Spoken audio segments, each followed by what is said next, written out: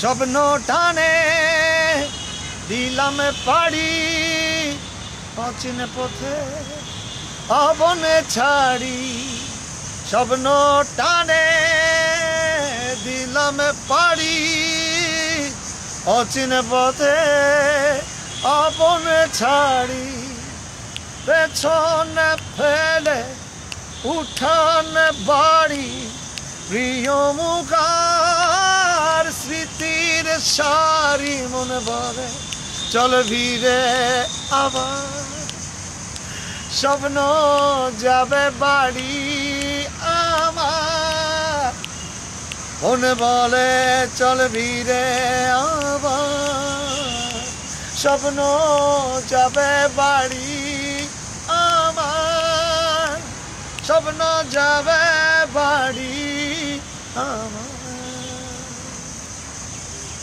এই যে এমন একটা গান মানুষের বাড়ি ফেরার আকুতি বাড়িয়ে দেয়, বাড়ির টান নারীর টান মনে করিয়ে দেয়, বিশেষ করে যারা কর্মের খাতিরে যারা বাড়ি থেকে দূরে থাকে এবং ঈদ হলেই সেই ফিরে যাওয়ার আকুতিটা এই গান শুনে মনে আরও কয়েক গুণ বেড়ে যায়।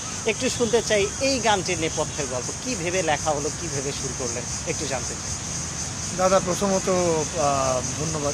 ধন্যবাদ ৭১ টিভিকে।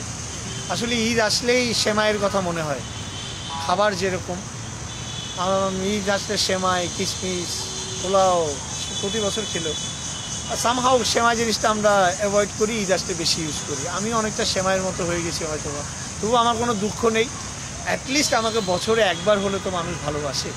তো যাই হোক, স্বপ্ন যাবে বাড়ি একটি গান নয়, একটি জীবনচারিতা, একটি লাইফস্টাইল। প্রতিটা মানুষ জন্মানোর পর থেকেই তার মায়ের থেকে সরে যায়, আস্তে আস্তে সরে বাড়ি থেকে, আস্তে আস্তে সরে তার জীবনের গল্প থেকে। জীবনের লাস্টের দিকে গিয়ে সে দেখে আসলে কোথায় এসেছে, কোথায় তার শুরু, কোথায় তার শেষ, কোনোটাই যেন মিল পাচ্ছে না। স্বপ্ন যাবে বাড়ি ওটারই একটা গল্প বলে যে দাঁড়িয়ে তো আবার ফিরতে হবে, ফিরতে পারবো কি না এটা ডিসাইড করে প্রকৃতি আর নিয়তি। যাই হোক, এরকম একটা গল্পের একটি গান গাইতে পেরেছি, আর কি লাগে জীবনে বলেন। তবে হ্যাঁ, এই গানটি সুর আমার নয়, এই গানটি সুর করেছেন হাবিব ওয়াহিদ, আর গানটি লিখেছেন রাসেল মাহমুদ। পুরো গল্পটার ৮০ ভাগ জুড়েই তারাই আছে। আর সবচেয়ে বেশি ধন্যবাদ তো গ্রামীণ ফোনকেও দিতে হয়, এরকম একটা সুন্দর ক্যাম্পেনিং করে এরকম একটি গল্পকে এস্টাবলিশ করেছে। আর আমি আসলে অ্যাক্সিডেন্টলি গানটা গাওয়া, আমি অনেকবার এই গানটার কথা বলেছি যে আসলে আমার গাওয়ার কথা ছিল না, তো দুর্ঘটনা হোক যেভাবে হোক গানটিতে আমি ভয়েস দিই এবং ওটাই ফিক্সড হয়। এবং আজকে পর্যন্ত কিভাবে যেন গানটি সময়ের সাথে বয়ে চলেছে, কতটুকু বয়ে যাবে আমি আসলেই জানি না, কতটুকু আমি বয়ে থাকবো আমি জানি না। তবে গানটি থাকলেই সবার গল্প থাকবে, গানটি থাকলে কোনো না কোনোভাবে আমিও বেঁচে থাকবো। তাই গানটি শুনতে থাকুন, জীবনের এই গল্পটির সাথে মিলিয়ে এভাবে এই গল্প বয়ে যাক সবার। স্বপ্ন অবশ্যই বাড়ি যাবে, সবার বাড়ি যাক, এটাই আমি চাই। বিজ্ঞাপন প্রকাশের পর যে গানটা এতটা ছড়িয়ে যাবে, মানুষের মন জয় করে নেবে, এরকম ধারণা ছিল কিনা? এবং পরে যখন দেখলেন গানটা আসলে সর্বমহলে প্রশংসিত হচ্ছে, ওই সময় শিল্পী হিসেবে কেমন অনুভূতি ছিল? আমরা আপনাকে বাদ্যযন্ত্রের শিল্পী হিসেবে বেশি চিনি, সেখানে কণ্ঠশিল্পী হিসেবে অনুভূতিটা কেমন ছিল একটু জানতে চাই। অবশ্যই অনেক ভালো। যাই বলেছি, আমি আসলে গাইতে কখনো চাইনি, আমি এখনও খুব একটা গাইতে চাই তা না, বিকজ গান আমার দ্বারা হয় না, আমি গায়ক নই। কিন্তু ওই যে এটার জন্য পুরোপুরি ক্রেডিট আসলেই যার, তিনি হচ্ছে হাবিব ওয়াহিদ। উনি আমাকে জোর করে গানটি গাইয়েছে, ক্রেডিটটি ওনার জন্য। আর যখনই মানুষের ভালো লাগা পেয়েছি, আসলে আমি ডিরেক্টলি পাইনি, কারণ অনেক সময় দেখা যায় একটি গান গেয়েই মানুষের কাছে পরিচিত হয় অনেকেই, কিন্তু আমার ক্ষেত্রে তা হয়নি।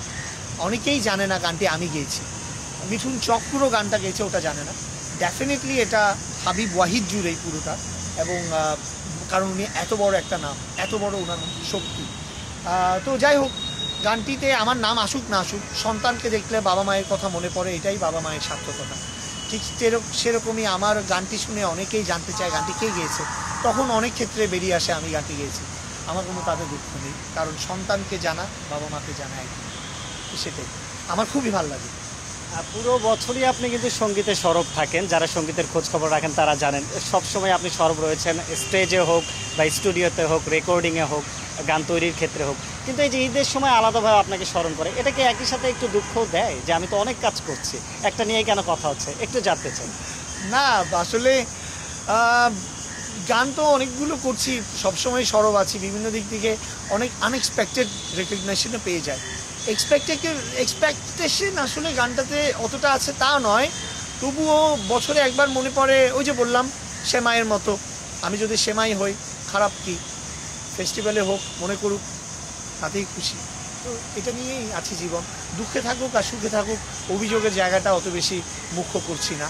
গানটা যে বয়ে চলেছে এভাবেই বই থাক, আমি যেদিন মরেও যাব সেদিন টাইমস কলে যদি আমার গানটাই বাজে তাতেই আমি শান্তি। সামনে আপনার থেকে কি গান পাবো? আসলে সামনে তো না, অলরেডি বহমান আমার একটি গান যাচ্ছে, সেটা হচ্ছে ভেজাল। আর স্বপ্ন যেরকম বাড়িতে যায়, স্বপ্ন বাড়িতে যাক, স্বপ্ন দেখুক, বেঁচে থাকুক, সব কিছুর মূলে থাকে একটা জিনিস, খাদ্য। খাবার না খেলে বাঁচে কীভাবে, আজকে সেটাই ভাবছিলাম, সঙ্গীত আগে না খাদ্য আগে, বাসস্থান আগে না খাবার আগে। সব কিছুর মূলে আমি দেখেছি খাবার আগে, খাদ্য না খেলে জীবন বলতে কিছুই নেই। কিন্তু বাংলাদেশ এমন একটি দেশ, কি বলবো, পুরো পৃথিবী ঘুরে যা দেখলাম, বাংলাদেশ একমাত্র দেশ যে দেশের মধ্যে খাবারটাই ভেজাল। অন্য কিছুর কথা আমি জানি না, বাতাসের কথা আমি জানি না, খাবার যখন মুখে আসে ওই খাবারটা, প্রতিটা খাবার, ব্যবসায়ী সিন্ডিকেট হোক, রাজনৈতিক প্রেক্ষাপট হোক, মানুষের চিন্তা ভাবনা হোক, কেন জানি আমরা একজন আরেকজনকে ভেজাল খাবারটাই এগিয়ে দিচ্ছি। তো আমরা একটা কথা বলি, ইউ আর হোয়াট ইউ ইট, আপনি যাহা খাচ্ছেন আপনি তাহাই। তো যেখানে আপনি ভেজাল খাচ্ছি, তো আমি ভেজাল মানুষ হব না তো আর কি হব?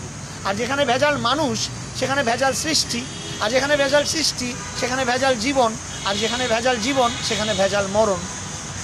তো এই জায়গাটা থেকে দেশটাকে যদি ভাবি, ভেজাল খাবারটা আগে প্রথমে বন্ধ করতে হবে, তার আগে পর্যন্ত আমি কিছু বুঝি না।